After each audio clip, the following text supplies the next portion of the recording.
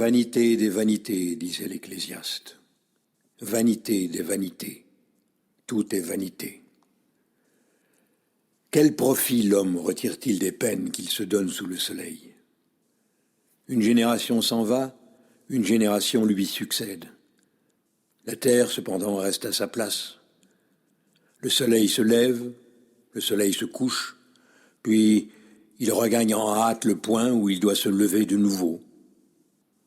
Tantôt soufflant vers le sud, ensuite passant au nord, le vent tourne, tourne sans cesse et revient éternellement sur les cercles qu'il a déjà tracés. Tous les fleuves se jettent dans la mer et la mer n'est pas remplie. Et les fleuves reviennent au lieu d'où ils coulent pour couler à nouveau. Tout est difficile à expliquer, l'homme ne peut rendre compte de rien.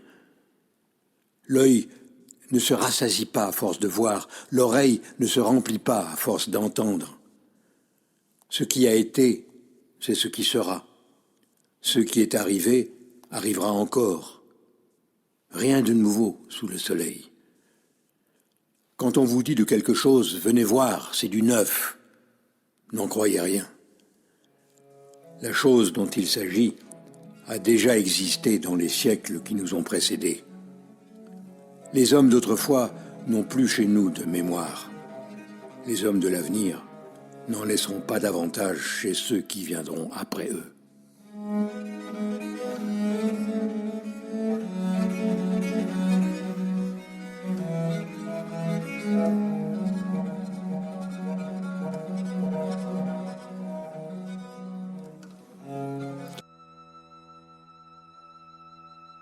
Il y a un temps pour tout, et chaque chose sous le ciel a son heure.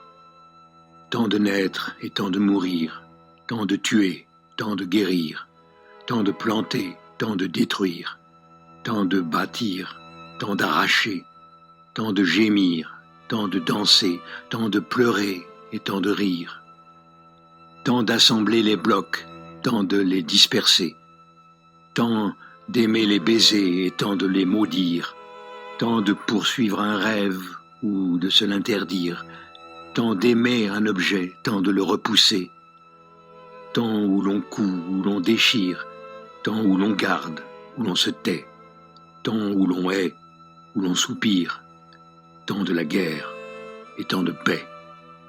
Il n'y a qu'une seule chose bonne pour l'homme, c'est de se réjouir et de goûter le bonheur pendant qu'il vit.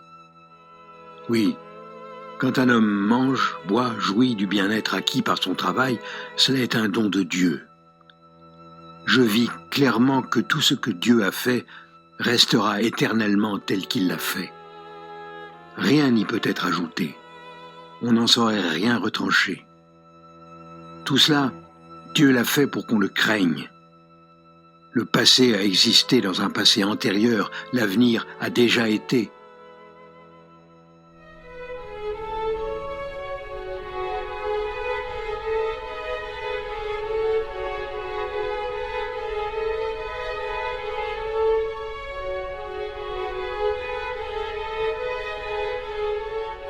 Souviens-toi de ton Créateur dans les jours de ta jeunesse, avant que ne viennent les jours mauvais et avant qu'arrivent les années dont tu diras « je n'y prends point de plaisir ».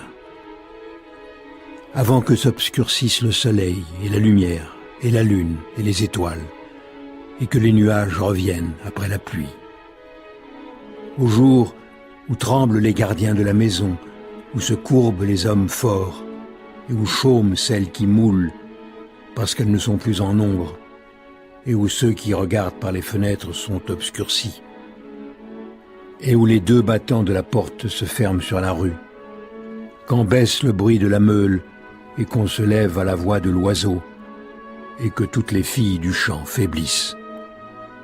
Quand aussi on craint ce qui est haut et qu'on a peur sur le chemin, et quand l'amandier fleurit, et que la sauterelle devient pesante, et que la capre est sans effet, car l'homme s'en va dans sa demeure des siècles, et ceux qui mènent deuil parcourent les rues.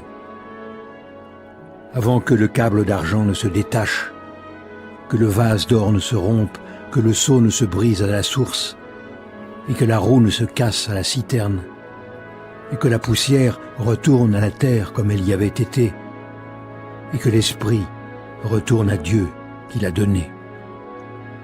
Vanité des vanités, dit le prédicateur. Tout est vanité.